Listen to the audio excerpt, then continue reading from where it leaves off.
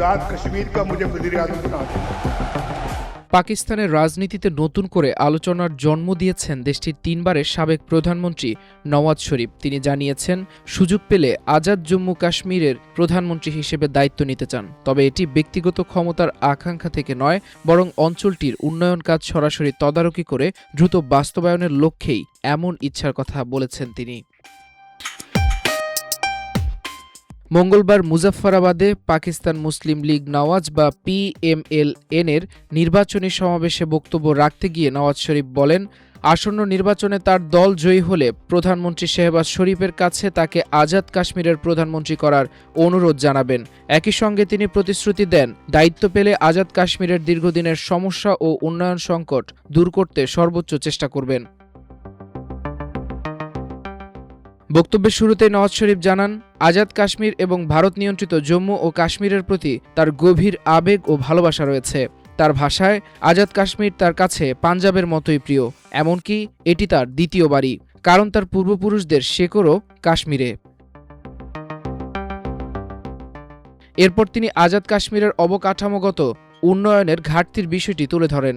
নওয়াজ বলেন, পাকিস্তানের বিভিন্ন অঞ্চলে গত কয়েক দশকে মোটরওয়ে, মহাসড়ক ও এক্সপ্রেসওয়ে নির্মাণ হলেও আজাদ কাশ্মীর সেই উন্নয়নের সুবিধা পায়নি।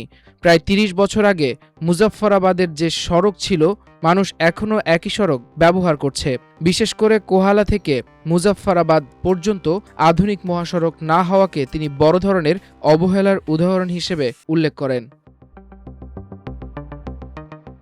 নিজের আগের সরকারের সময়ের কথা স্মরণ করে নওয়াজ শরীফ বলেন, তখন আজাদ কাশ্মীরের প্রধানমন্ত্রী রাজা ফারুক হায়দারের সঙ্গে মিলে তিনি ঝিলম নদীর তীর ঘেঁষা মানসেহেরা, মুজাফফরাবাদ ও মিরপুরকে সংযুক্ত করে একটি মোটরওয়ে নির্মাণ প্রকল্প অনুমোদন করেছিলেন। তার দাবি, এটি ছিল পাকিস্তানের অন্যতম গুরুত্বপূর্ণ উন্নয়ন প্রকল্প। এই প্রকল্প বাস্তবায়িত হলে শুধু যোগাযোগ ব্যবস্থায় নয়, বরং হাসপাতাল, স্কুল, কলেজ ও বিশ্ববিদ্যালয়কে কেন্দ্র করে পুরো অঞ্চলে অর্থনৈতিক কর্মকাণ্ড বাড়ত এবং নতুন কর্মসংস্থানের সুযোগ তৈরি হতো। তিনি অভিযোগ করেন, তার সরকার ক্ষমতা হারানোর পর সেই উন্নয়ন প্রকল্পগুলো আর এগোয়নি, বরং মাঝপথেই থেমে যায়। নওয়াজের ভাষায়, যদি সেসব প্রকল্প চলমান থাকত তাহলে আজাদ কাশ্মীরের উন্নয়নের চিত্র আজ সম্পূর্ণ ভিন্ন হতো। তিনি বলেন, হারিয়ে যাওয়া সেই সময় তাকে সবচেয়ে বেশি কষ্ট দেয়। বক্তব্যের শেষ দিকে নওয়াজ শরীফ বলেন, যদি তিনি প্রধানমন্ত্রী নাও হন, তবুও দলের স্থানীয় নেতৃত্বকে নির্বাচনী ইশতেহার বাস্তবায়নের নির্দেশ দেবেন। একই সঙ্গে প্রধানমন্ত্রী শেহবাজ শরীফকে নিয়ে প্রতি ৩ মাস পরপর মুজাফফরাবাদ, রাওয়ালকোট সহ বিভিন্ন এলাকায় গিয়ে উন্নয়ন প্রকল্পের অগ্রগতি নিজে তদারকি করার কথাও জানান তিনি।